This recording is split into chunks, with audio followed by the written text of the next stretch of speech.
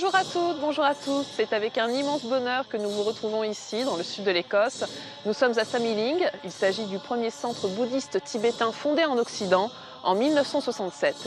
Je vous invite dès à présent à partir à la découverte de ce lieu unique.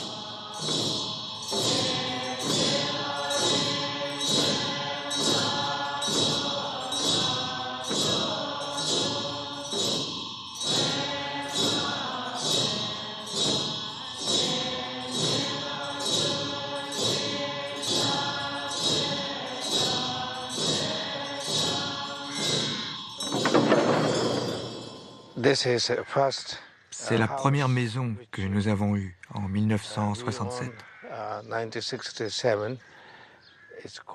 Elle s'appelle Johnston House. Et il y avait déjà une communauté bouddhiste ici. Mon souvenir, c'est que c'était un endroit très paisible, très calme, mais aussi très froid et très humide. J'aimais la tranquillité et le silence, mais je n'aimais pas beaucoup l'humidité et le froid.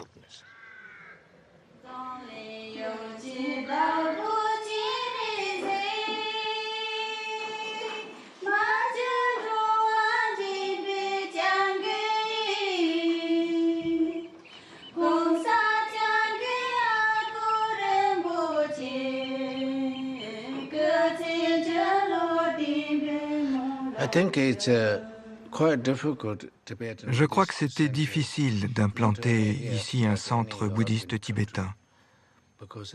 Pas seulement ici, mais en Occident, parce qu'il n'y en avait pas avant 1967.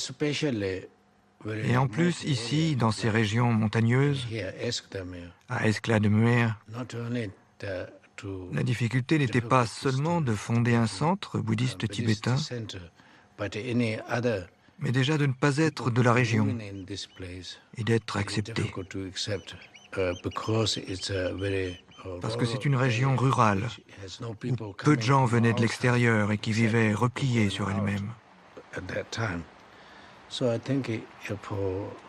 Aussi, pendant les premières années, il y a eu beaucoup d'incompréhension et de difficultés.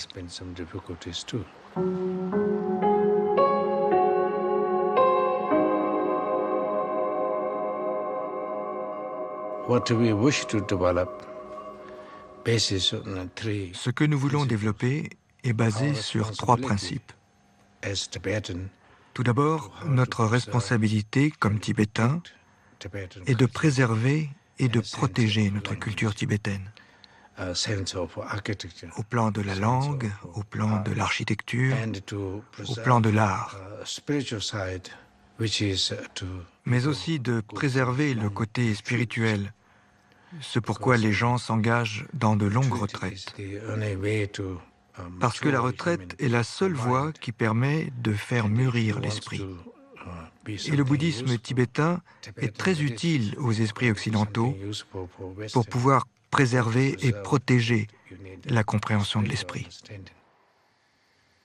It is very, very good to be meditator in order to paint. Il est très très bon pour pouvoir peindre de connaître la méditation, et la peinture elle-même aide beaucoup à méditer. J'ai beaucoup de chance de pouvoir faire ce travail parce que j'aime méditer. Et je suis heureuse de peindre, et les deux vont ensemble et s'enrichissent mutuellement. Pour pouvoir peindre réellement, il est très important d'être un méditant.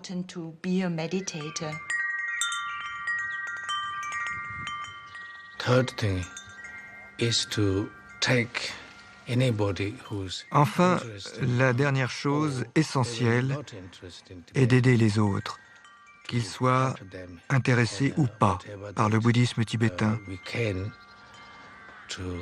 de les aider sur un plan physique, sur un plan mental ou sur un plan humanitaire. Tout ce qui peut aider autrui est essentiel.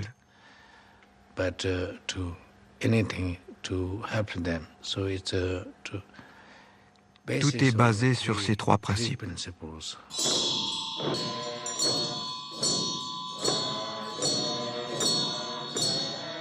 On ne savait pas du tout si le bouddhisme allait vraiment prendre place en Europe, s'il fallait beaucoup agrandir, si au contraire c'était juste un moment qui allait passer.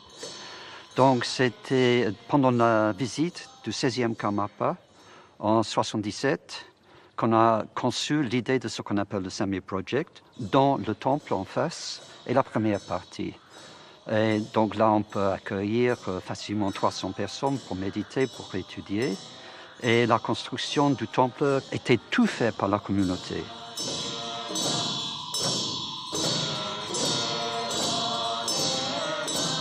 L'idée, c'est traditionnel, mais la construction, c'est moderne. Et la grande différence avec les choses au Tibet, c'est qu'au Tibet, il faisait si froid, ils avaient très peu de fenêtres. Et là, ici, on aime la lumière. Donc, c'est beaucoup plus lumineux à l'intérieur. Il y a beaucoup plus de fenêtres qu'au Tibet. On voit le toit qui est traditionnel, avec les 3 ornements, qui signifient que c'est le temple principal du pays.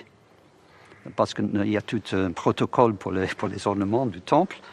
Il y a la rue du Dharma, qui est très traditionnelle, qui est avec les 2 biches, parce que le Bouddha a donné son premier renseignement dans ce qu'on appelle la parc des biches, un endroit si sauvage qu'il y avait des biches qui étaient tout à fait à l'aise. Un temple, c'est mieux si ça reste comme temple, on ne fait que méditer, faire des prières. Mais maintenant, on a des contacts avec des universités, il faut des salles de conférence. Donc là, on aura une grande salle de conférence, et en plus, on a déjà des milliers et des milliers de livres, surtout sur le bouddhisme, une bibliothèque de textes tibétains, parce que depuis le début, on a essayé de conserver, de préserver, de trouver des textes, surtout des textes rares pour les choses tibétaines, et aussi une bibliothèque audiovisuelle, parce qu'on a beaucoup d'archives audiovisuelles, surtout des grands lamas qui sont venus ici de toutes les écoles pendant les années 70, les années 80.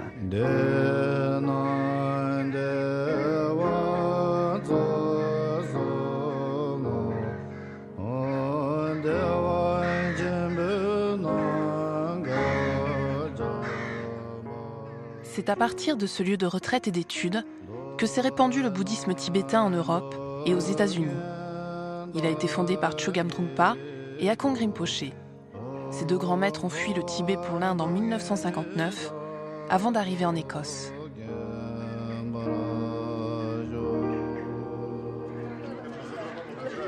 Aujourd'hui, des lamas occidentaux venus du monde entier se retrouvent pour la première fois à Samiling. Akong Rinpoché assure la direction du monastère avec son frère, Lama Yeshe Rinpoché, qui en est aussi l'abbé. Après avoir passé plus d'une vingtaine d'années en retraite, ce dernier, tout en continuant à pratiquer la méditation plus de 7 heures par jour, supervise toutes les activités liées au fonctionnement du centre. Il dirige par ailleurs les longues retraites de 3 ans et voyage à travers le monde entier à la rencontre des autres traditions du bouddhisme. Samiling n'est pas un petit centre, c'est une grande organisation maintenant. Nous avons une vaste communauté monastique. Dans mon bureau, par exemple, il y a 3 nonnes qui travaillent avec moi comme secrétaires. Nous avons également une boutique qui est gérée par une nonne. Nous avons un moine et une nonne qui s'occupent de la partie comptable et de l'administration. Et ça, c'est un travail énorme.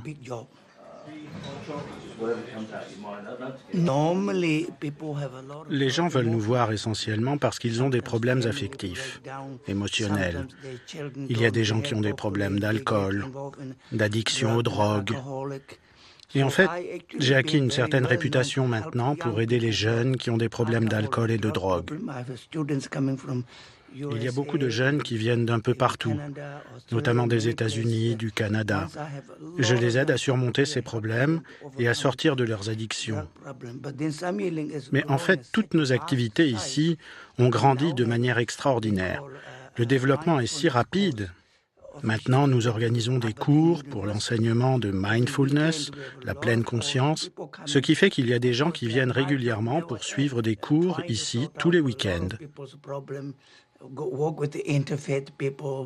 En dehors de cela, il faut régler les problèmes de chacun, il faut s'occuper des échanges œcuméniques. Actuellement, il va y avoir un prix spécial décerné au Dalai Lama.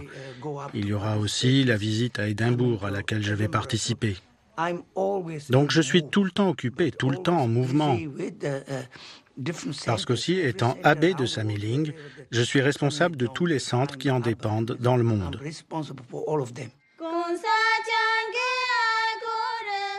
Akong Rinpoché, lui-même médecin tibétain, a décidé de dédier ce jardin à la déité Tara. Celui-ci, en cours de réalisation, est consacré à la préservation d'herbes médicinales tibétaines. Ces herbes médicinales ont été choisies par les médecins tibétains qui étudient à Édimbourg. Elles viennent toutes des régions himalayennes.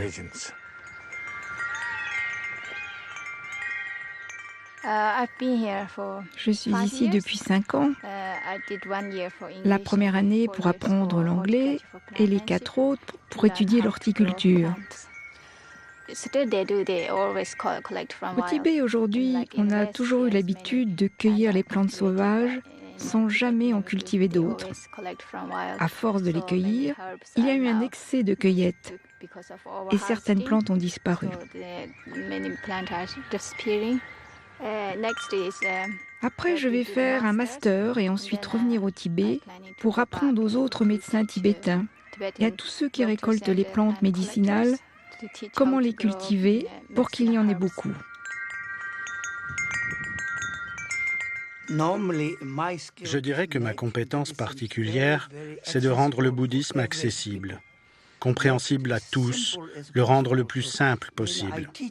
Au cours de mes enseignements, ce que j'explique, c'est que nous sommes à l'origine de notre propre souffrance parce que nos vies sont trop compliquées, trop stressantes, et nous ne savons pas comment calmer nos esprits. Et je leur apprends donc à se détendre physiquement et mentalement. Ce que je leur dis, c'est qu'on ne résout pas ces problèmes en analysant les choses intellectuellement, mais en laissant l'esprit se détendre.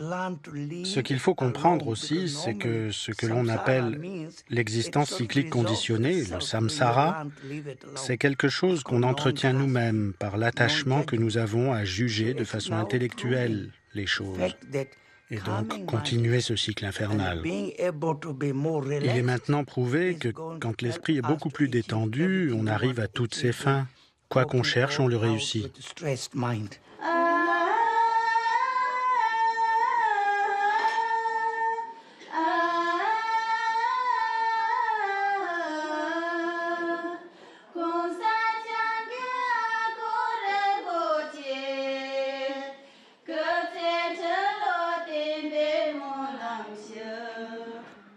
Akong Rinpoché est quelqu'un qui a vraiment des grandes qualités et je pense que ce n'est pas du tout le hasard que c'était lui qui était cofondateur du premier centre tibétain en Occident.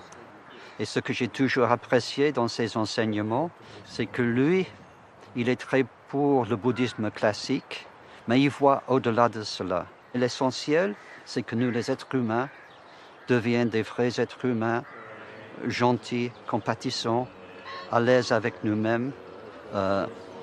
Donc lui, c'est quelqu'un qui incarne cette vie. C'est une vie de compassion. Akong Rinpoché, vraiment, c'est comme un Bouddha vivant, mais caché derrière une écran d'humilité. C'est formidable.